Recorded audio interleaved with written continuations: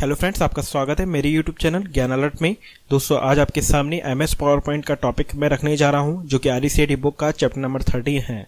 इस वीडियो में आपको पूरी जानकारी मिलेगी एमएस पावर पॉइंट की। साथ ही साथ हमने इस वीडियो में पूरा चैप्टर भी आपको कंप्लीट करा दिया है, तो वीडियो को आप अंत तक जरूर देखें। वीडियो अगर आपको अच्छा लगता है तो आप जरूर से लाइक करें। तो चलिए स्टार्ट करते हैं आज का चैप्टर नंबर 30।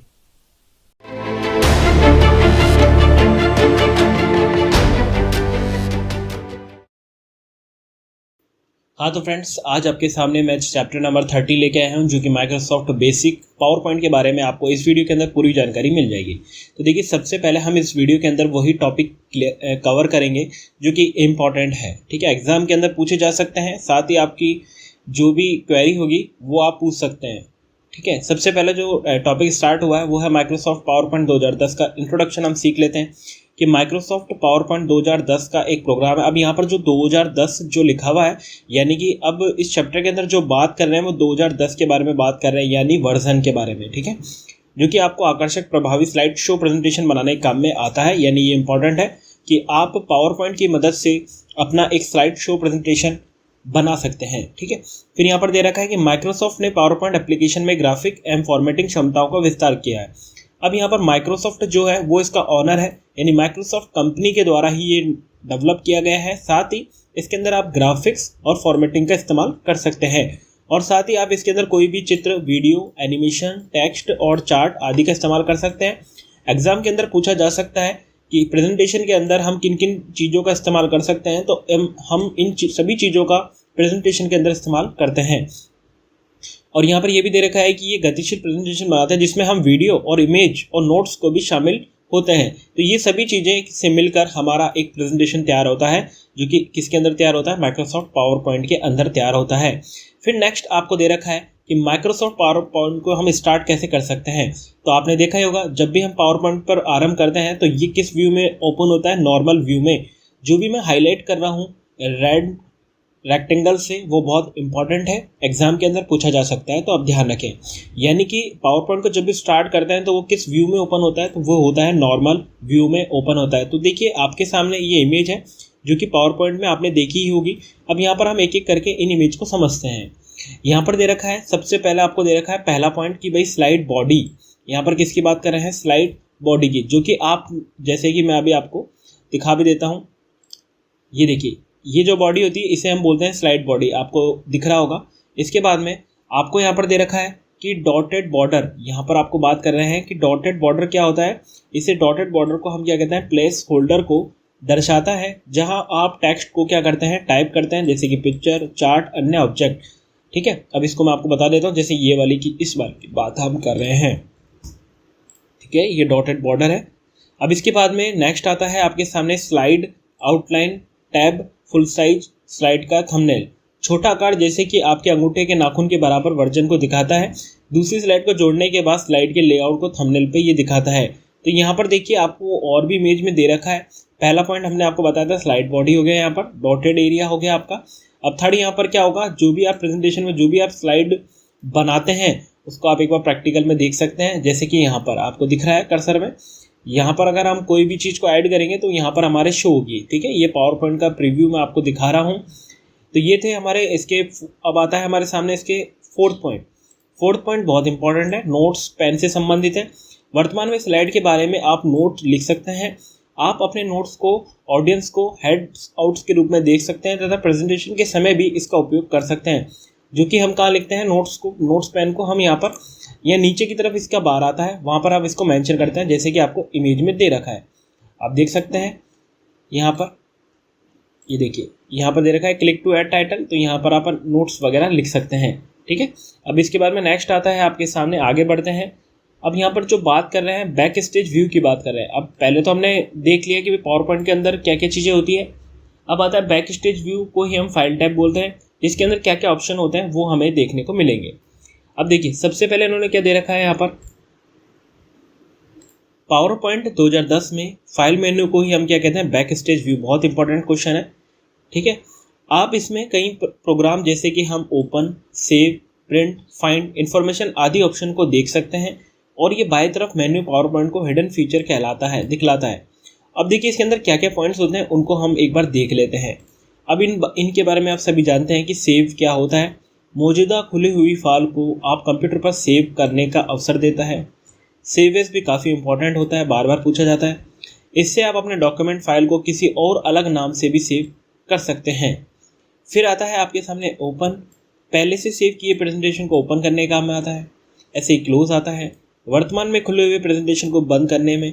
ऐसे रिसेंट बहुत इंपॉर्टेंट है, इसको क्लिक करके आप हाल ही में खोली गई फाइलों की लिस्ट देख सकते हैं, यानी प्रीवियस डिटेल आप चेक कर सकते हैं कि मैंने अभी पावर पॉइंट में क्या क्या फाइल को ओपन किया है, उनके बारे में जानकारी ले सकते हैं। फिर इसके अंदर एक और ऑप्शन देखने को मिलता है, न्यू, प्रिंट और आपका ऑप्शन। तो न्यू का मतलब क्या होता है, नया प्रेजेंटेशन बनाने के काम में आता है। और यहाँ पर आप क्या कर सकते हैं, एक प्रेजेंटेशन टेम्पलेट भी चुन सकते हैं, जिसे ब्लैंक टेम्पलेट होता है। प्रेजेंटेशन का अगर आपको प्रिंट निकालना है तो वो भी निकाल सकते हैं।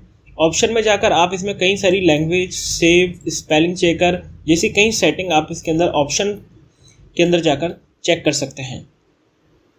इसके बाद में आपके सामने एग्जिट है। एग्जिट लास्ट ऑप्शन है। पावर पॉइंट एप्लीकेशन से बाहर आने के लिए हमें इसका यूज़ करना होता है। तो ये सभी जो ऑप्शंस मैंने अभी आपको बताए हैं, जो कि आपको बैक स्टेज व्यू यानी कि आपका फाइल मेन्यू के अंदर आपको देखने को मिल जाते हैं। अब नेक्स्ट आता है आपके सामने नया प्रेजेंटेशन हम कैसे बनाते हैं। तो नया प्रेजेंटेशन बनाने के लिए फाइल टैब पर हम क्लिक करते हैं, फिर न्यू ऑप्शन पर क्लिक करते हैं और फिर हम टेम्पलेट को चुनने का ऑप्शन यूज़ करते हैं।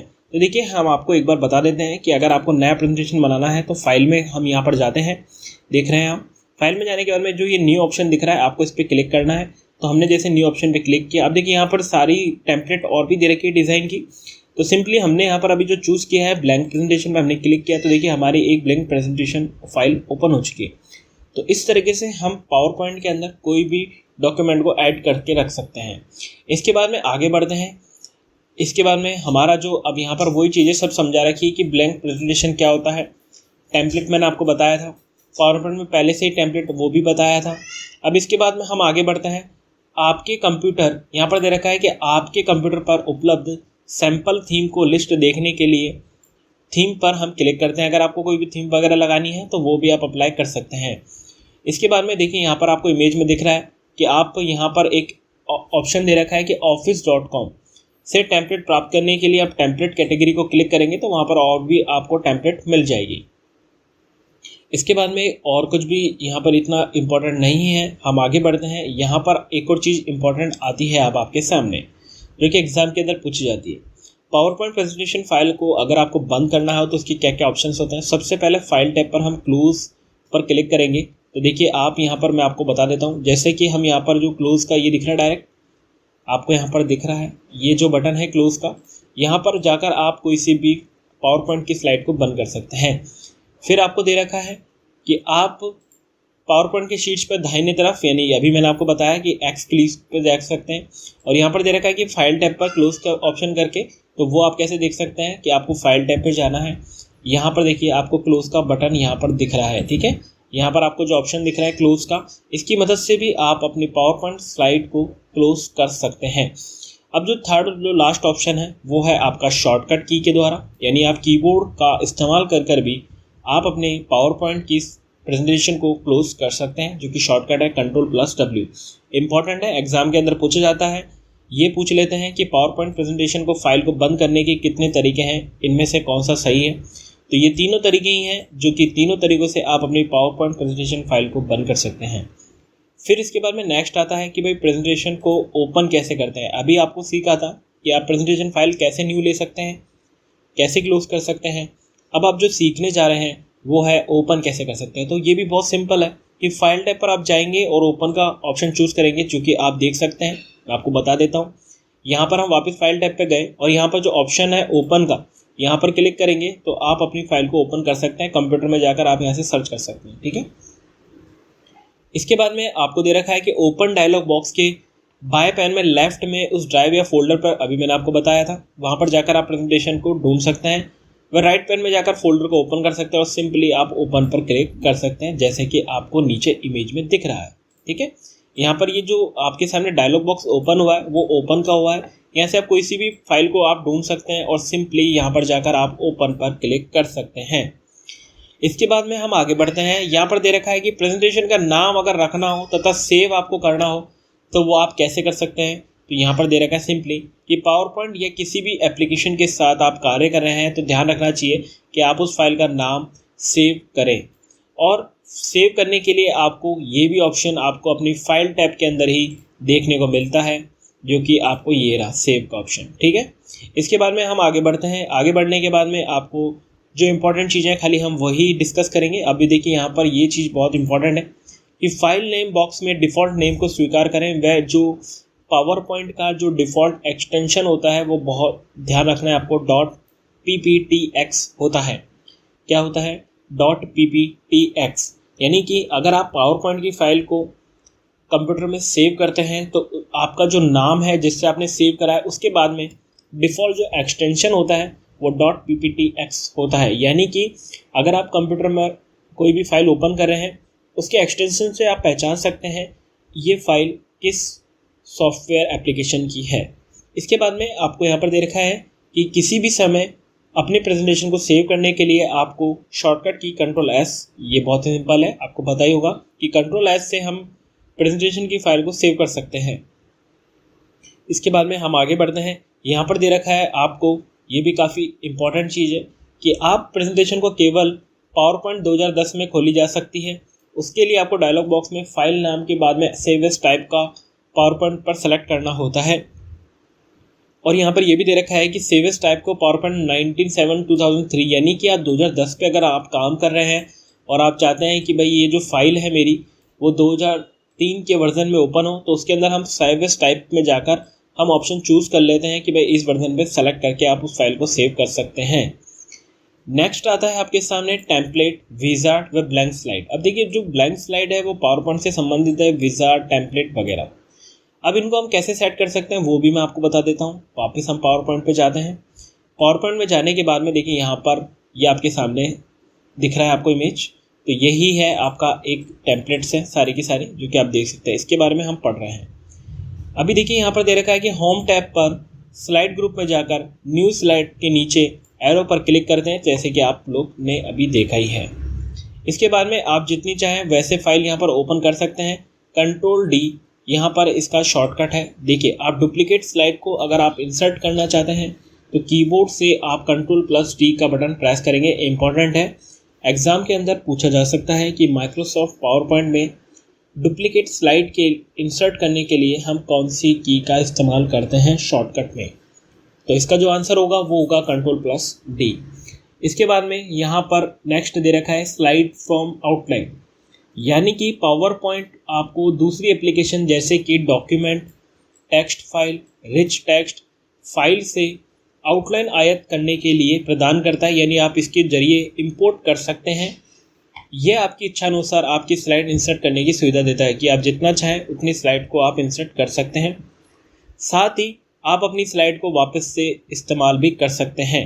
ये आपको फैसिलिटीज़ पावर पॉइंट के अंदर देखने को मिल जाती हैं।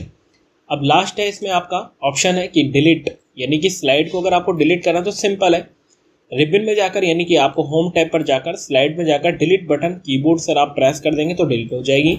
साथ ही एक स्लाइड को डिलीट करने का दूसरा तरीका ये भी है कि आप प्रीव्यू में जाकर भी स्लाइड को सेलेक्ट करके डिलीट कर सकते हैं और बैक स्पेस का इस्तेमाल कर सकते हैं। ठीक है, अब देखिए वो कैसे। यहाँ पर आपने स्लाइड को सेलेक्ट करा और सिंपल आपको बैक स्पेस का बटन दबाना है यहाँ पर। ठीक है, अभी मैंने आपके सामने दबाया था। इसके बाद में नेक्स्ट आता है आपका, अब हम बात करने जा रहे हैं, अभी हमने होम टैब के बारे में यहाँ पर बताया था। अब जो नेक्स्ट टैब है वो है आपके सामने इंसर्ट टैब। तो चलिए इंसर्ट टैब के बारे में स्टार्ट करते हैं। अब बात करते हैं हम इंसर्ट टैब के बारे में, जो कि आपका होम टैब के बाद में इंसर्ट टैब आती है। तो यहाँ पर सबसे पहले आपको दे रखा है कि स्मार्ट आर्ट ग्राफिक के बारे में जानकारी दी गई है कि स्मार्ट आर्ट ग्राफिक क्या होता है। तो स्मार्ट आर्ट ग्राफिक आप जो जानकारी, डेटा एवं सूचना एवं अपनी प्रेजेंटेशन में दर्ज करना चाहते हैं वह उनकी जानकारी, डेटा व सूचनाओं को चित्रों व ग्राफ्स व एनिमेशन के रूप में आप सक्षम बनाता है दर्शाने में। अब यहाँ पर आपको ये भी देखने को मिलेगा कि आप ये कैसे अप्लाई कर सकते हैं। तो देखिए सबसे पहले आपको प्लेस होल्डर पर क्लिक करेंगे जिसमें आप स्मार्ट ग्राफिक को जोड़ना चाहते हैं। यानी कि आप पावर पॉइंट पर आपको प्लेस होल्डर पर क्लिक करना होगा। डॉटेड एरिया में आपको सबसे पहले क्लिक करके बताना होगा कि आपको यहाँ पर स्मार्ट आर्ट ग्राफिक का इस्तेमाल करना है। फिर आपको स्मार्ट इंसर्ट टैब पर जाना है, इलस्ट्रेशन ग्रुप में जाकर आपको स्मार्ट आर्ट पर क्लिक करना है, जैसे कि आपको दिख रहा होगा। अब मैं आपको बता देता हूँ। सिंपली आपको इंसर्ट पे गए, आपको स्मार्ट पे जाने के बाद में स्मार्ट आर्ट का ऑप्शन है, इलस्ट्रेशन ये ग्रुप है, इस पर आपको क्लिक करना होगा। क्लिक करने के बाद में आपको यहाँ से यहाँ पर आपको टाइप्स दे रखे हैं स्मार्ट आर्ट के, ये सभी टाइप्स होते हैं, रिलेशनल, मैट्रिक्स, पिरामिड। जैसे हमने यहाँ पे पिरामिड पे क्लिक कर लिया है, पिरामिड पे सिंपली हमने क्लिक करने के बाद में ओके पे क्लिक किया है। जैसे हम ओके पे क्लिक करेंगे तो देखिए यहाँ आपके सामने स्मार्ट आर्ट ग्राफिक आ गया है। अब यहाँ पर यही बात आपको बताया गया है कि किस तरीके से आप इसका यूज कर सकते हैं।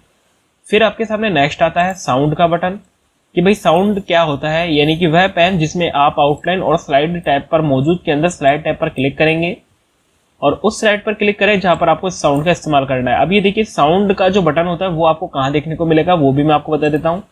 सिंपली आपको इंसर्ट टैब पे जाना है, यहाँ पर जाने के बाद में आपको देखिए यहाँ पर ऑडियो का ऑप्शन दिख रहा है, ऑडियो और वीडियो दोनों ही आप ऐड कर सकते हैं यहाँ पर इस ऑप्शन की मदद से। ठीक है, सिंपली आपको जो भी स्लाइड पे लगाना है आप वहां पर क्लिक करेंगे। क्लिक करने के बाद में आपको यहाँ पर ऑडियो का ऑप्शन पर क्लिक करना होगा, जो कि आपको यहाँ पर बता रखा है। अब देखिए यहाँ पर ऑडियो ऐड करने के लिए क्या क्या ऑप्शन चुन सकते हैं कि साउंड फ्रॉम फाइल, यानी आप फाइल फोल्डर को लोकेट करके भी ढूंढ सकते हैं, या फिर क्लिप ऑर्गेनाइजेशन पर जाकर भी आप टास्क में ऑडियो क्लिप को ढूंढ सकते हैं। अपनी प्रेजेंटेशन को विशिष्ट ऐड करने से पहले आप उस क्लिप का प्रीव्यू देख सकते हैं, यानी आप पहले चला के भी देख सकते हैं। ठीक है, ये सभी फैसिलिटीज आप ऑडियो जब ऐड करेंगे जब आपको देखने को मिल जाएगी। साथ ही यहाँ पर दे रखा है कि आप उसका प्रीव्यू प्रॉपर्टी पर क्लिक करेंगे और यहाँ पर कुछ ऑप्शंस और दे रखे हैं जब भी आप साउंड को ऐड करते हैं, जैसे कि मैं आपको बता देता हूँ एक बार। जैसे कि हमने पावर पॉइंट की फाइल लिया है, फाइल लेने के बाद में आपको जैसे यहाँ पर साउंड अटैच करना है तो ऑडियो में जाकर, अब यहाँ पर दे रखा है ऑनलाइन और ऑडियो माई पीसी या रिकॉर्ड, आप खुद का भी आवाज को यहाँ पर रिकॉर्ड कर सकते हैं। हमने ऑडियो और माई पीसी पर गया, यहाँ पर जाने के बाद में यहाँ से म्यूजिक में जाकर अगर कोई म्यूजिक अवेलेबल है तो मैं वो चेक कर सकता हूँ। यहाँ पर जाकर मैंने सिंपली ये वाला म्यूजिक यहाँ पर ऐड कर लिया है। अब देखिए यहाँ पर आपको ऑप्शन दिख रहा होगा ये वाला, इसके बारे में हम बात कर रहे हैं आपके सामने। ठीक है, अभी ऑन क्लिक का मतलब जब हम स्लाइड पर क्लिक करेंगे तभी ये ओपन होगा। अभी देखिए यहाँ पर और ऑप्शन दे रखा है ऑटोमेटिकली, अगर हम इस पर क्लिक करेंगे जैसे हम स्लाइड स्टार्ट होगी हमारा जो साउंड होगा वो ऑटोमेटिक स्टार्ट हो जाएगा। ठीक है, इसी ऑप्शन के बारे में हम बात कर रहे थे जो कि आपको यहाँ पर दे रखा है। अब एक और ऑप्शन दे रखा है प्ले अक्रॉस स्लाइड, यानी कि आप चाहते हैं कि जो आपका साउंड या फिर आपकी वॉइस या फिर आपका कोई भी म्यूजिक आप चाहते हैं कि आपका एक स्लाइड से दूसरी स्लाइड पर वही रिपीट हो, कंटिन्यू रहे, तो आप इस ऑप्शन का यूज करेंगे प्ले अक्रॉस स्लाइड का। ठीक है, तो ऑडियो सेट जब भी करते हैं तो इन ऑप्शंस को आप अच्छे से देख लें कि जब भी आप ऑडियो सेट करते हैं तो इन ऑप्शंस को आप इजीली, अगर आप समझ जाएंगे तो आप इजीली वहां पर अप्लाई कर सकते हैं। इसके बाद में ऑडियो सेट करने के बाद में आपके सामने आता है नया टॉपिक जो कि इंपॉर्टेंट है, हाइपरलिंक। ठीक है, हाइपरलिंक का इस्तेमाल कब होता है, जब एक स्लाइड को दूसरी स्लाइड से जोड़ते हैं, यानी कि आप चाहते हैं आपने एक स्लाइड क्रिएट किया है, उस पर आपने कुछ भी चीज को ऐसे मेंशन कर दिया है, अगर कोई भी उस पर क्लिक करता है, लिंक बना देते हैं आप, उस पर क्लिक करता है तो वो दूसरी स्लाइड पर जाने के काम में आता है, उसे हम कहते हैं हाइपरलिंक। अब ये ऑप्शन आपको कहाँ देखने को मिलेगा, सिंपली इंसर्ट टैब में जाएंगे, इंसर्ट टैब में जाने के बाद में देखिए ये रहा ऑप्शन हाइपरलिंक का। इसका शॉर्टकट की Ctrl+K होता है। ठीक है, Ctrl+K होता है। अब यहाँ पर आपको दे रखा है कि आपको इंसर्ट टैब पर जाना है, लिंक में जाना है, लिंक इसका ग्रुप होता है जिसके बारे में मैंने आपको बताया था, और हाइपरलिंक ऑप्शन पर जाकर आप हाइपरलिंक क्रिएट कर सकते हैं। साथ ही आपको दे रखा है कि आप अपने प्रेजेंटेशन में दूसरी स्लाइड पर जाने के लिए प्लेस इन दिस डॉक्यूमेंट पर क्लिक कर सकते हैं और टारगेट लोकेशन को ढूंढकर आप ओके का बटन प्रेस कर सकते हैं, यानी कि आप हाइपरलिंक क्रिएट कर सकते हैं सिंपली। अब नेक्स्ट आता है, इंपॉर्टेंट है ये भी, कि प्रेजेंटेशन को बैकग्राउंड का बदलना, यानी कि आप जो भी प्रेजेंटेशन दे रहे हैं, आप स्लाइड का कलर अभी जैसे कि वाइट होता है मोस्टली, अगर आप उसको चेंज करना चाहते हैं तो वो भी आप चेंज कर सकते हैं इस ऑप्शन की वजह से, बैकग्राउंड की वजह से। अब यहाँ पर आप पावर पॉइंट में कोई भी आप पिक्चर ऐड कर सकते हैं, बैकग्राउंड लगा सकते हैं, साथ ही आप इसमें कोई भी कलर वगैरह स्कीम वगैरह ऐड कर सकते हैं। ठीक है, नेक्स्ट आपको दे रखा है कि पिक्चर भी आप इसके अंदर इंसर्ट कर सकते हैं, और यहाँ पर ये पैराग्राफ इंपॉर्टेंट इसलिए है क्योंकि यहाँ पर ये पूछा गया है कि भाई आप पावर पॉइंट पर अगर आप एक से अधिक स्लाइड का चयन करते हैं तो आपको किस बटन की हेल्प की मदद से आप कर सकते हैं, यानी कि आप सपोज इट आप यहाँ पर आपके सामने 2 पावर पॉइंट की स्लाइड्स ओपन है, 3 ओपन है। अगर आप चाहते हैं कि भाई मेरा जो बैकग्राउंड है, पिक्चर बैकग्राउंड, वो खाली इसमें और इसमें लगे, तो आप इंडिविजुअल करके ना लगाते हुए कैसे सेलेक्ट करके लगाएंगे? तो सिंपली आपको कंट्रोल का बटन दबाकर इस स्लाइड पर क्लिक करना है, कंट्रोल का बटन प्रेस ही रखना है आपको, फिर दोबारा इस स्लाइड पर क्लिक करना है। क्लिक करने के बाद में आपको बैकग्राउंड पर जाकर आप अपनी स्लाइड का बैकग्राउंड चेंज करेंगे, तो आपकी इस 1 और 3 नंबर वाली जो है प्रेजेंटेशन यानी कि स्लाइड है, उसी का ही बैकग्राउंड चेंज होगा। तो यानी कि कीबोर्ड में कंट्रोल बटन की मदद से आप एक स्लाइड पर क्लिक कर और अन्य स्लाइड पर आप क्लिक करेंगे तो आप अपनी प्रेजेंटेशन का बैकग्राउंड को आसानी से चेंज कर सकते हैं अपने अकॉर्डिंग। और ये जो ऑप्शन होता है वो डिजाइन टैब के अंदर बैकग्राउंड ग्रुप में जाकर बैकग्राउंड स्टाइल पर जाकर फॉर्मेट बैकग्राउंड पर आप क्लिक करेंगे, जो कि आपको यहाँ पर ऑप्शन दिख रहा है। अब देखिए हम जाते हैं यहाँ पर डिजाइन टैब के अंदर। आपको बताया डिजाइन टैब के अंदर यहाँ पर आपको दे रखा है फॉर्मेट बैकग्राउंड का ऑप्शन दे रखा है। यहाँ पर आप क्लिक करेंगे तो देखिए यहाँ पर फिल में आपको ऑप्शन दे रखा है solid, gradient, picture, pattern field, hit भी कर सकते हैं ग्राफिक। ठीक है, आप अपने अकॉर्डिंग यहाँ पर बैकग्राउंड को अप्लाई कर सकते हैं, जो कि आपको यहाँ पर अभी जो हम आपको बता रहे हैं 2013 का वर्जन है और ये आपका 2010 का इमेज है। तो वही ऑप्शन है सॉलिड, ग्रेडियंट, ये सभी ऑप्शंस आपको यहाँ देखने को मिलेंगे। ठीक है, इसके बाद में हम आगे बढ़ते हैं। यहाँ पर आपको दे रखा है कि आप इसके अंदर कोई भी क्लिप आर्ट वगैरह भी ऐड कर सकते हैं। इसके बाद में वापस आपको दे रखा है कि आप स्लाइड के अंदर अपना कलर वगैरह भी ऐड कर सकते हैं। कंट्रोल की बटन से आप एक दबा के रखेंगे तो दूसरी स्लाइड भी आपकी यहाँ पर सेलेक्ट होती जाएगी। ठीक है, इसके बाद में आपको और भी आगे दे रखा है, यहाँ पर ये चीज इंपॉर्टेंट है, इसके बारे में भी एग्जाम के अंदर पूछा गया है कि बैकग्राउंड ट्रांसपेरेंसी को बदलने के लिए आपको ट्रांसपेरेंसी स्लाइडर को मूव करेंगे और यहाँ पर 100% का मतलब यहाँ पर 0% कर देंगे तो क्लियरिटी बिल्कुल क्लियर शो होगा आपका बैकग्राउंड। और आप 100% पे अगर आप क्लिक कर देंगे तो आपका जो भी बैकग्राउंड होगा वो बिल्कुल ही गायब हो जाएगा, क्योंकि आपको ऑप्शन में आप यहाँ पर देख सकते हैं ट्रांसपेरेंसी के अंदर। ठीक है, अब ये वाला जो ऑप्शन होता है वो आपको कहाँ पर देखने को मिलेगा तो वो भी हम आपको बता देते हैं। सिंपली आपने देखिए यहाँ पर क्लिक कर दिया, क्लिक करने के बाद में देखिए अभी आप यहाँ पर देखिए आपको यहाँ पर दिख रहा होगा ट्रांसपेरेंसी का ऑप्शन। अभी 0% है तो आपको आपका बैकग्राउंड कुछ ना कुछ दिख रहा है। अगर सपोजिट अगर हम इसे पूरा का पूरा 100% कर देते हैं तो देखिए कोई मतलब नहीं है, यहाँ पर देखिए बिल्कुल लाइट आपका बैकग्राउंड हो चुका है। तो इसी के बारे में हम आपके सामने अभी बता रहे थे, ये एग्जाम के अंदर पूछा गया है कि ट्रांसपेरेंसी क्या है क्या नहीं है इसके बारे में। नेक्स्ट है आपका ग्रेडियंट फील्ड। अब ग्रेडियंट फील्ड ये सभी आपको बैकग्राउंड के स्टाइल बता रहे हैं, जो कि अभी हमने आपको बताया है यहाँ पर एक एक करके। ठीक है, ग्रेडियंट फील्ड के बारे में बात कर रहे हैं। ग्रेडियंट फील्ड क्या होता है, यहाँ पर आप जैसे कलर का मिक्सअप आप अपने हिसाब से क्रिएट कर सकते हैं, यहाँ से अपने हिसाब से कोई सा भी डिजाइन वगैरह लाइट कम ज़्यादा यहाँ से सेट कर सकते हैं। ठीक है, तो ये ग्रेडियंट के अंदर ही आता है। इसके बाद में हम आगे बढ़ते हैं आपके सामने। अब यहाँ पर वही बैकग्राउंड यहाँ पर नेक्स्ट आपको दे दिया कि भाई बैकग्राउंड का इफेक्ट, बैकग्राउंड को बदलना, ये भी हमने आपको बता चुके हैं इसके बारे में। अब इसके बाद में अब यहाँ पर एक कुछ टिप्स हैं आपके लिए कि आप प्रेजेंटेशन को किस तरीके से बहुत अच्छा बना सकते हैं। तो यहाँ पर स्लाइड की संख्या मिनिमम रखें, यानी कि अगर आप कोई भी प्रेजेंटेशन क्रिएट कर रहे हैं तो वहाँ पर कोशिश करें कि आपका जो प्रेजेंटेशन के अंदर जो स्लाइड होती है वह कम से कम रहे। साथ ही यहाँ पर आपको दे रखा है कि हमेशा जो भी फॉन्ट का साइज होता है वो आपको सामान्यतः 30 से छोटा ही रखने की कोशिश करें, ज़्यादा बड़ा ना रखें। बुलेट और शॉर्ट सेंटेंस का इस्तेमाल करें। मैसेज को व्यक्त करने के लिए ग्राफिक, चार्ट, पिक्चर आदि का इस्तेमाल करें।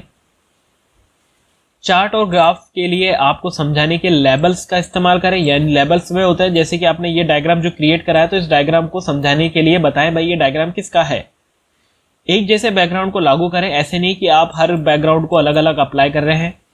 ठीक है, अब इसके बाद में स्पेलिंग और ग्रामर का भी आप ध्यान रखें। तो यानी कि आप अगर प्रेजेंटेशन बना रहे हैं तो इन सभी चीज़ों का आप अच्छे से इस्तेमाल करें अपने प्रेजेंटेशन के अंदर। नेक्स्ट आता है आपके सामने टॉपिक है हैंडआउट्स और स्पीकर नोट्स को प्रिंट करना, यानी कि स्पीकर नोट प्रत्येक पेज के और एक स्लाइड शो करता है। साथ ही ये जो नोट्स होते हैं वो आपको बॉटम में आपको दिख जाते हैं और हैंडआउट्स में आप अपने पेज के प्रिंटेड पेजों पर आप गिनती कि आपने कितनी स्लाइड यूज में ली है उनको भी मेंशन कर सकते हैं। इसके बाद में आपके सामने जो बारे में बात कर रहे हैं नया टॉपिक आने वाला है वो है आपका slide show. Slide show important इसलिए होता है क्योंकि पावर पॉइंट को हम जब भी क्रिएट करते हैं प्रेजेंटेशन तो उसको हम फुल स्क्रीन पर चलाते हैं। फुल स्क्रीन पर चलाने के लिए इसकी कुछ सेटिंग्स होती है जो कि आपको स्लाइड शो टैब के अंदर देखने को मिल जाएगी। जो कि आप देख सकते हैं ये वाला। ठीक है, अभी हम बात करने वाले हैं, वो आपको इस बारे में बात करने वाले हैं पूरे के पूरे में, तो वो आपको बता देते हैं। तो देखिए, स्लाइड शो सेटिंग को चलाने के लिए पावर पॉइंट में बहुत सारे ऑप्शंस होते हैं। प्रेजेंटेशन मोड में स्लाइड शो को सेटअप करने के स्लाइड शो टैब में जाना होता है और यहाँ पर आप प्रेजेंटेशन के एक पार्ट को, पूरी प्रेजेंटेशन को देख सकते हैं, वह उसको शो भी कर सकते हैं। यहाँ पर आपको रिहर्सल भी कर सकते हैं और ऑटोमेटिक भी आप सेट कर सकते हैं। तो यहाँ पर देखिए, अभी हमने आपको बताया था इमेज कि स्लाइड शो का जो ग्रुप होता है उसमें क्या क्या ऑप्शंस होते हैं वो आप देख सकते हैं। तो देखिए, आपके सामने यहाँ पर कुछ ऑप्शन दे रखे हैं आपको। फ्रॉम बिगिनिंग का मतलब ये होता है कि आपकी जो प्रेजेंटेशन होगी वो प्रथम स्लाइड से स्टार्ट होगी। फ्रॉम करंट का मतलब यहाँ पर होता है कि आप जैसे सपोज इट, आप यहाँ पर आपके सामने यहाँ पर 3 स्लाइड है, आप स्लाइड 2 पर काम कर रहे हैं और अगर आप स्लाइड शो में जाते हैं और आप सीधा सिंपली करंट स्लाइड का ऑप्शन चूज करते हैं तो वो प्रेजेंटेशन आपकी जो स्टार्ट होगी वो नंबर 2 स्लाइड से स्टार्ट होगी। ब्रॉडकास्ट का मतलब ये होता है कि आप घर बैठे आप अपना जो भी प्रेजेंटेशन है इंटरनेट के जरिए दूसरे को शो कर सकते हैं। कस्टम का मतलब ये होता है कि आपके द्वारा चयनित मात्र उन्हीं स्लाइड का शो होगा जो आप चाहेंगे। जैसे सपोज आप चाहते हैं प्रेजेंटेशन में मेरा पहला और तीसरा स्लाइड ही शो, तो आप उसको भी सेट कर सकते हैं इस सेटिंग के जरिए। सेटअप ग्रुप का मतलब ये होता है, अब देखिए सेटअप ग्रुप के बारे में जानेंगे यहाँ पर। ठीक है, सेटअप आपका ग्रुप है, इसके बारे में जानेंगे, इसके अंदर क्या क्या ऑप्शन होते हैं। तो इसमें दे रखा है कि सेटअप स्लाइड शो में हेड स्लाइड, आप जब भी आप प्रेजेंटेशन दे रहे हैं तो आप प्रेजेंटेशन स्लाइड को हेड भी कर सकते हैं। रिहर्स टाइमिंग का होता है कि आप फुल स्क्रीन पर स्लाइड शो को प्रारंभ करना, जिससे आप अपनी प्रेजेंटेशन का रिहर्सल टाइप में होता है। फिर आता है आपका रिकॉर्ड स्लाइड शो, यानी कि आप स्लाइड शो के अंदर आप रिकॉर्ड कर सकते हैं, आप ऑडियो को भी रिकॉर्ड कर सकते हैं, अपने माउस पॉइंटर को भी रिकॉर्ड कर सकते हैं, ये सभी चीजें। मॉनिटर ग्रुप, आप अपनी प्रेजेंटेशन को किस तरीके से कंप्यूटर पर आप प्रदर्शन करना चाहते हैं, उन मॉनिटर की सेटिंग आप इस ऑप्शन के जरिए कर सकते हैं। ठीक है, तो ये तो था आपके इंपॉर्टेंट स्लाइड शो से संबंधित। अब नेक्स्ट आने वाला है जो टैब है आपका डिजाइन टैब, जिसके बारे में भी हमने अभी पढ़ चुके हैं डिजाइन टैब के बारे में। तो यहाँ पर एक और चीज, आपका टॉपिक पहले बैकग्राउंड था, अब आता है पेज सेटअप। यानी कि अगर आप MS पावर पॉइंट के अंदर स्लाइड शो कर रहे हैं और आप उसके अंदर पेज सेटअप के अंदर प्रिंट निकालना चाहते हैं तो आपको पेज सेटअप सेटिंग का इस्तेमाल करना होगा। यहाँ पर आपके सामने एक डायलॉग बॉक्स इन्होंने शो कर रखा है, जिसके बारे में अब देख लेते हैं। यहाँ पर आपको दे रखा है थीम्स, स्लाइड के कलर के लिए स्किम फॉन्ट टाइप और अलग तरह के इफेक्ट सेट कर सकते हैं। पहले से उपलब्ध थीम का भी उपयोग कर सकते हैं, बैकग्राउंड का ऑप्शन यूज में ले सकते हैं। अब देखिए, मैं आपको बता देता हूँ, डिजाइन टैब में हम जाते हैं तो यहाँ पर स्लाइड का साइज दे रखा है स्टैंडर्ड कस्टम स्लाइड पर आप क्लिक करेंगे तो देखिए आपके सामने वही सेटिंग ओपन हो चुकी है। यहाँ पर आप width, height, number of slide from, slide का ओरिएंटेशन, नोट्स, हेडआउट्स वगैरह इन सब की सेटिंग करके रख सकते हैं। ठीक है, इसके बाद में थीम्स आता है। तो थीम्स बहुत इजी है कि हम पावर पॉइंट के अंदर थीम्स वगैरह ऐड कर सकते हैं। अब इसके बाद में आपका जो इंपॉर्टेंट टॉपिक आता है, नया टैब जो आता है आपका, वो आता है ट्रांजिशन टैब के बारे में। अब हम बात करने जा रहे हैं आपके सामने। ठीक है, अब आता है हमारे सामने ट्रांजिशन टैब के बारे में बात करते हैं। तो ट्रांजिशन टैब क्या होता है, पावर पॉइंट के अंदर इंपॉर्टेंट है। स्लाइड शो के दौरान एक स्लाइड से दूसरी स्लाइड पर जाने पर जो एनिमेशन इफेक्ट होता है उसका इस्तेमाल हम ट्रांजिशन टैब के अंदर करते हैं।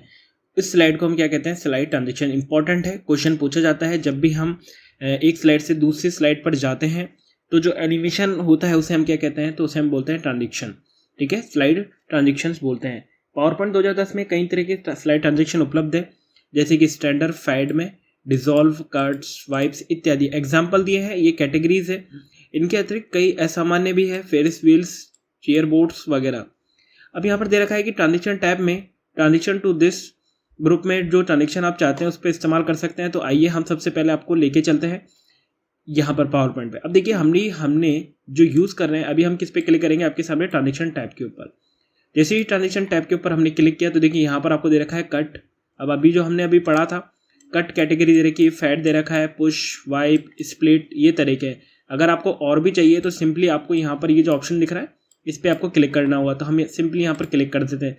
जैसे क्लिक करेंगे तो देखिए यहाँ पर कुछ कैटेगरीज आपके सामने शो हो रही है, जो कि आप देख लीजिए। सबटाइटल, ठीक है, एक्साइटिंग, डायनेमिक कंटेंट। आप अपने अकॉर्डिंग यहाँ पर अपनी स्लाइड का यहाँ पर ट्रांजेक्शन को सेट करके रख सकते हैं। तो देखते हैं, सबसे पहले यहाँ पर और भी क्या चीज़ें दे रखी है। तो अभी हमने आपको इमेज में दिखा दिया है कि ट्रांजिशन गैलरी में जाकर आप इस तरह के कुछ ग्लिटरेड वाटर वगैरह के इफेक्ट आप अपनी स्लाइड के ऊपर लगा सकते हैं। साथ ही इसमें टाइमिंग भी सेट कर सकते हैं।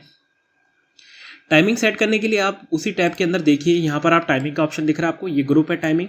इसके अंदर आप साउंड अटैच करके रख सकते हैं, ड्यूरेशन कितनी स्लाइड पे कितना रखना है, अप्लाई टू ऑल, अगर आपको सभी ट्रांजेक्शन एक जैसे लगाने हैं तो अप्लाई टू ऑल पे क्लिक करेंगे। साथ ही एडवांस स्लाइड पे, मतलब आप जैसे माउस पे जैसे ही क्लिक करेंगे स्लाइड आपकी चेंज हो जाएगी, तो आप उसको सेट कर सकते हैं। या फिर आप अपना कोई भी टाइम फिक्स कर सकते हैं कि भैया हर 1 सेकंड 2 सेकंड के बाद में मेरी स्लाइड ऑटोमेटिक चेंज होती रहे, तो यहाँ से भी आप सेट कर सकते हैं।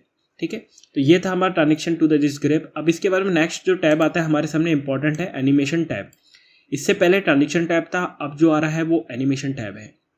तो एनिमेशन टैब में महत्वपूर्ण बिंदुओं पर फोकस करने के लिए, सूचना के प्रवाह को नियंत्रित करने के लिए। सपोज इट, अब यहाँ पर आप एक ही स्लाइड के ऊपर अगर आप काम कर रहे हैं, वहाँ पर आपको सपोज इट आपने कोई भी टेक्स्ट को एंटर कराया है, ठीक है, अब एंटर कराया है तो वो एनिमेशन कैटेगरी के अंदर आता है। ठीक है, इसके बाद में अगर आपने दूसरा टेक्स्ट या इमेज इंसर्ट कराई है, तीसरी चौथी इमेज इंसर्ट कराई है, यानी कि आप एक ही स्लाइड के ऊपर सभी चीज़ों को इफेक्ट को लेकर आ रहे हैं, तो वो एनिमेशन के जरिए होता है। इससे पहले हमने जो पढ़ा था वो था ट्रांजेक्शन टैब। ट्रांजेक्शन टैब जो लगता है वो हमारा स्लाइड टू स्लाइड लगता है, यानी कि आप एक स्लाइड से दूसरे स्लाइड पर जा रहे हैं तो आपको ट्रांजेक्शन का इस्तेमाल करना होगा। और एनिमेशन जो होता है वो आपका एक ही स्लाइड के ऊपर कोई भी टेक्स्ट, इमेज, ग्राफ कुछ भी आप लगाना चाहते हैं तो वो आप इसमें पॉइंट टू पॉइंट हाईलाइट कर सकते हैं। तो यहाँ पर वही चीज़ आपको दे रखी है कि आप प्रेजेंटेशन को बेहतर बनाने के लिए पावर पॉइंट को कई प्रकार के एनिमेशन आपको प्रदान करता है। तो 2010 में आप टेक्स्ट, टेबल, ग्राफिक, अन्य ऑब्जेक्ट एनिमेट कर सकते हैं। और इसमें आप इसमें पॉइंट्स भी दे रखे हैं, तो उनको सबको हम इजीली समझ लेते हैं। अभी हमने आपके सामने यहाँ पर अभी ट्रांजेक्शन टैब सीखा था। अब हम सिंपली एनिमेशन टैब पर क्लिक करते हैं। जैसे ही हमने एनिमेशन टैब पर क्लिक किया तो सबसे पहले आप देखिए ये टैब आपकी खुल चुकी है। यहाँ पर आपको यह ध्यान रख लेना है कि भैया इसके कितने ग्रुप होते हैं, क्वेश्चन पूछा जाता है। तो यहाँ पर प्रीव्यू, एनिमेशन और साथ ही आपका यहाँ पर एक दो और आते हैं, एडवांस एनिमेशन और टाइमिंग। ये 4 ग्रुप होते हैं हमारे एनिमेशन टैब के अंदर। ठीक है, अब हम एक स्लाइड इंसर्ट कर लेते हैं। शॉर्टकट Ctrl+M फॉर मैंगो, यहाँ पर स्लाइड लेने का शॉर्टकट होता है। अब हम आपके सामने यहाँ पर कोई टेक्स्ट इंसर्ट कर रहे हैं। हमने यहाँ पर लिखा ज्ञान अलर्ट, ठीक है, ज्ञान अलर्ट, ये हमने लिखा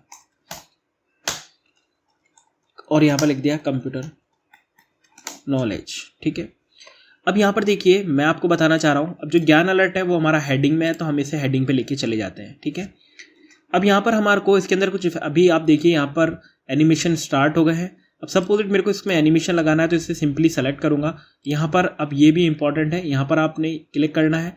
अब यहाँ पर जो एनिमेशन जो कैटेगरी होती है वो आप समझ लें। एंट्रेंस होती है, इससे आप टेक्स्ट की एंट्री करा सकते हैं। एम्फेसाइजिस का मतलब ये होता है कि टेक्स्ट आपका स्लाइड के ऊपर ही रहेगा। अब वो आप थोड़ा हाईलाइट होगा, कलर मिक्स होगा, ट्वीट होगा, स्पिन होगा, तो वो आप यहाँ से लगा सकते हैं। फिर उसके बाद में आपके सामने यहाँ पर और भी दे रखा है कि आप यहाँ पर एग्जिट, यानी कि आपका अगर स्लाइड के ऊपर कोई भी टेक्स्ट है आप उसको हटाना चाहते हैं तो एग्जिट एनिमेशन का आप यूज़ में ले सकते हैं। ठीक है, तो ये कुछ पॉइंट्स है, आप यहाँ से चेक भी कर सकते हैं कि एंट्रेंस, एम्फेसाइसिस, आपका एग्जिट और फिर कस्टम पाथ यानी कि मोशन पाथ भी होता है। यानी कि 4 कैटेगरी होती है। ठीक है, एंट्रेंस होता है, एम्फेसिस होता है, एग्जिट होता है और आपका मोशन पाथ होता है।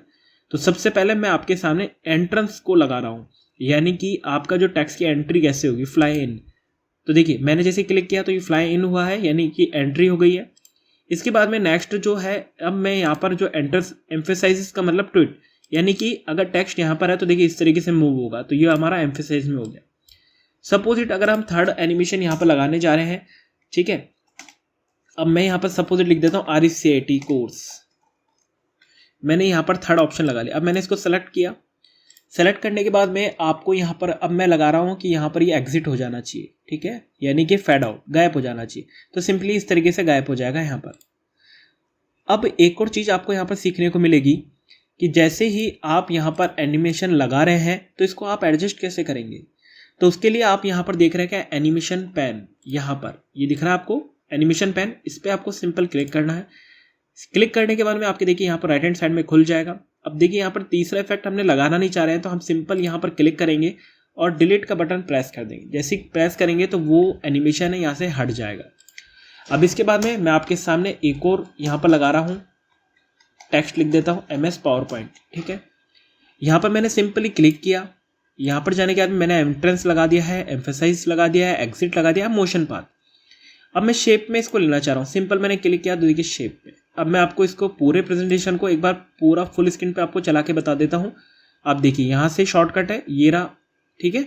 ये वाला आइकन दिख रहा है आपको, ये वाला से क्लिक करेंगे तो आप देखिए यहाँ पर क्लिक किया। क्लिक करने के बाद में अब देखिए मैं जैसे माउस पे क्लिक करूंगा, टेक्स्ट की आपकी क्या हुई है, एंट्री हुई है। नेक्स्ट क्या होता है देखते हैं।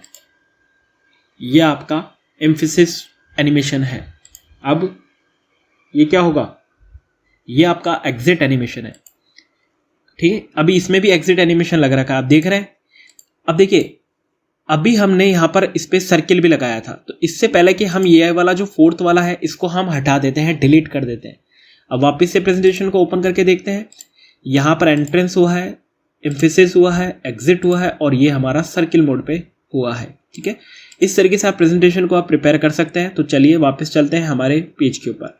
अभी हमने आपको सभी बता दिए हैं, प्रीव्यू क्या होता है, एनिमेशन, एडवांस एनिमेशन, ये हमारे ग्रुप होते हैं एनिमेशन के अंदर। 4 तरह के इंपॉर्टेंट है, याद कर लेना। टाइमिंग आप सेट कर सकते हैं, ठीक है, ये हमने आपको बता दिया। ये इमेज अभी हमने आपको बताई थी, तो उम्मीद है आपको ये क्लियर हो गया होगा। और यहाँ पर ये भी इंपॉर्टेंट है कि पावर पॉइंट में 4 अलग अलग प्रकार के एनिमेशन इफेक्ट कौन से होते हैं, ये भी पूछा जाता है। तो ये भी हमने आपको बता दिया है कि एंट्रेंस होता है, एग्जिट होता है और एम्फेसिस होता है और मोशन पाथ होते हैं। आप चाहे तो इन्हें पढ़ भी सकते हैं। इसके बाद में यहाँ पर आपको दे रखा है कि जिस टेक्स्ट या ऑब्जेक्ट को एनिमेट करना होता है उसको सेलेक्ट करेंगे और एनिमेशन टैब में जाकर, एनिमेशन गैलरी में जाकर उस पर इफेक्ट को अप्लाई करेंगे। सिंपल जिस पे भी अप्लाई करना है उसे सेलेक्ट कर हम इफेक्ट कर सकते हैं। अभी हमने एनिमेशन पेन के बारे में भी आपको बताया था कि एनिमेशन पेन ओपन कर आप एक स्लाइड पर अप्लाई लागू किए गए सभी एनिमेशन की सूची को देख सकते हैं, जैसे कि अभी हमने आपको बताया था। अगर नहीं बताया है तो आप देख सकते हैं। वापस हम जाते हैं तो ये आपके सामने एनिमेशन पेन है। आपके सामने अभी हमने यहाँ पर 4 कैटेगरी अप्लाई किए, तो आप चारों कैटेगरी को देख सकते हैं। यहाँ पर बाकायदा आपको सिंबल भी दिख रहा है कि आपने यहाँ पर कौन सी कैटेगरी अप्लाई की है एनिमेशन के अंदर। यहाँ पर एंट्री की है, एम्फेसिस की है, एग्जिट की है और मोशन पाथ किया है। तो आप इसको सेट भी कर सकते हैं। आप देखिए, आप चाहते हैं कि भाई दूसरे नंबर पर हमारा कंप्यूटर नॉलेज नहीं शो होना चाहिए, आप इसको सिंपली माउस का कर्सर को ड्रैग एंड ड्रॉप कर सकते हैं, उठा के नीचे की तरफ छोड़ सकते हैं। तो देखिए आप यहाँ पर देख सकते हैं ये 4th नंबर पर ट्रांसफर हो गया है। अब आप इसको फुल स्क्रीन पे वापस देख सकते हैं, 1 2 3 देन 4, ठीक है। तो इस तरीके से आप एनिमेशन टैब के जरिए अपने जो भी पावर पॉइंट के स्लाइड के ऊपर जो भी आप टेक्स्ट लिख रहे हैं उसको सेट कर सकते हैं यहाँ से। हालांकि आप यहाँ से स्टार्ट ऑन क्लिक पे previous, after, effect option, timing भी चूज कर सकते हैं कि भाई आपको उसको कितना डिले करना है। आप चाहते हैं 2 सेकंड के लिए डिले हो तो आप देख सकते हैं ये इतना स्लो आएगा, बिल्कुल स्लो, ठीक है। तो इस तरीके से आप सेटिंग कर सकते हैं यहाँ पर पूरी। ये था आपका एनिमेशन टैब। तो मेरे हिसाब से आपका पूरा चैप्टर जो है वो कंप्लीट हो चुका है पावर पॉइंट का, जिसके अंदर हमने home tab, insert, design, transition, animation, slide show, इन सब को पढ़ा है आपके चैप्टर के अंदर, ठीक है। अब इसके सामने आपके सामने कुछ क्वेश्चंस भी यहाँ पर दे रखे हैं, वो अपन देखते हैं। एक पावर पॉइंट शो में निम्न में से कौन सा फाइल फॉर्मेट ऐड किया जा सकता है? तो अभी हमने आपको बताया था सभी, यानी कि जो इसका आंसर होगा वो होगा उपरोक्त सभी, ठीक है। नेक्स्ट क्वेश्चन दे रखा है कि एक पावर पॉइंट प्रेजेंटेशन बहुत अधिक से उपयोगी होता है। तो टीचर नोट्स के लिए, स्टूडेंट्स के लिए, प्लानिंग के लिए उपरोक्त सभी, तो बहुत ईजी है। उपरोक्त सभी के लिए प्रेजेंटेशन इंपॉर्टेंट है। एक स्लाइड शो में स्लाइड चेंज होने पर, अब यहाँ पर देखिए स्लाइड चेंज होने पर बात कर रहे हैं, तो आप कौन सा इफेक्ट अप्लाई करेंगे? आप बताइए मुझे कि कौन सा इफेक्ट हम अप्लाई करेंगे यहाँ पर। स्लाइड एनिमेशन करेंगे कि स्लाइड ट्रांजिशन करेंगे? तो यहाँ पर हम जो अप्लाई करेंगे वो करेंगे स्लाइड ट्रांजिशन वाला, ठीक है। एनिमेशन जो होता है वो तो हमारा टेक्स्ट के ऊपर लगता है, ये आपको इंपॉर्टेंट है, ध्यान रखना है, कंफ्यूजन करता है। एक प्रेजेंटेशन को, स्लाइड शो को स्टार्ट करने के कुछ तरीके होते हैं, यानी F5 की को प्रेस करके भी कर सकते हैं, स्लाइड शो बटन पर भी जाकर कर सकते हैं और रिवर्स टाइमिंग पर भी जाके कर सकते हैं। तो कौन सा ऑप्शन होगा यहाँ पर? तो आप इन दोनों की मदद से आप स्लाइड शो को स्टार्ट कर सकते हैं, ठीक है। तो ये आपको ध्यान रखना है। मोशन पाथ क्या होता है? तो मोशन पाथ अभी हमने आपको दिखाया था किस स्लाइड्स को मूव करता है। अभी हमने एक सर्किल आपको मूव करके बताया था, तो वो इफेक्ट के बारे में यहाँ पर बात कर रहे हैं। अब एक नई प्रेजेंटेशन किससे बनाई जाता है, तो ब्लैंक प्रेजेंटेशन से, मौजूदा पूर्व में उपलब्ध डिजाइन टेम्पलेट से, तो सभी से हम बना सकते हैं, यानी कि उपरोक्त सभी। क्वेश्चन नंबर 7 अब आता है, प्रेजेंटेशन में विद्यमान सभी स्लाइड का एक जैसा प्रदर्शन चाहने के लिए आप क्या करेंगे, तो उसके लिए हम प्रेजेंटेशन की डिजाइन टेम्पलेट को सेलेक्ट करेंगे, यानी कि उसके लिए हमारे को प्रेजेंटेशन की टेम्पलेट एक डिसाइड कर लेनी है। उसके बाद में नेक्स्ट क्वेश्चन आता है, एक नई प्रेजेंटेशन बनाने के लिए आप किसका इस्तेमाल करेंगे, तो यहाँ पर स्टैंडर्ड टूल बार पर न्यू बटन पर क्लिक करेंगे, फाइल न्यू पर जाएंगे या फाइल ओपन पर क्लिक करेंगे या फिर कंट्रोल एन का बटन प्रेस करेंगे। तो यहाँ पर फाइल न्यू पर हम क्लिक करेंगे और फाइल ओपन पर भी हम क्लिक करेंगे। ठीक है, यहाँ पर इसका आंसर होगा। क्वेश्चन नंबर आपके सामने 9 आता है। ठीक है, क्वेश्चन नंबर 9 है आपके सामने, किस टैब में आप पिक्चर टेक्स्ट बॉक्स इंसर्ट करते हैं, तो बहुत इजी है। हम कौन सी टैब में इंसर्ट करते हैं, तो इंसर्ट के अंदर ही हम इंसर्ट करते हैं, यानी ऑप्शन नंबर सी इस करेक्ट आंसर होगा यहाँ पर। ठीक है, लास्ट क्वेश्चन है क्वेश्चन नंबर 10, पावर पॉइंट में पहले से इंसर्ट इमेज को इंपॉर्टेंट है, इसका आंसर तो आपको दिख ही रहा है यहाँ पर, 10 का ऑप्शन नंबर ए आंसर होगा। तो यानी कि स्रोत फाइल जो पहले से इंसर्ट की हुई होती है वह चेंज नहीं होती, यानी कि आप कोई भी इमेज को अगर इंसर्ट कर देते हैं पावर पॉइंट के अंदर, तो उसमें क्या होता है, अगर आप उस पर एडिट पे क्लिक करते हैं तो वह चेंज नहीं होती है। तो ये आपका चैप्टर है, चैप्टर नंबर 13 पावर पॉइंट का, जो कि मेरी तरफ से आपका कंप्लीट हो चुका है। अगर आपको कोई भी डाउट होता है तो आप कमेंट बॉक्स के अंदर कमेंट लिखकर पूछ सकते हैं। आपको मेरा वीडियो कैसा लगा आप जरूर से लाइक करें हमारे वीडियो को, और नेक्स्ट वीडियो है जो कि आपका जल्द से जल्द आ जाएगा। तो आपको नए वीडियो देखने के लिए आप हमारे चैनल को सब्सक्राइब कर लीजिए। तो बस आज के लिए इतना ही, धन्यवाद।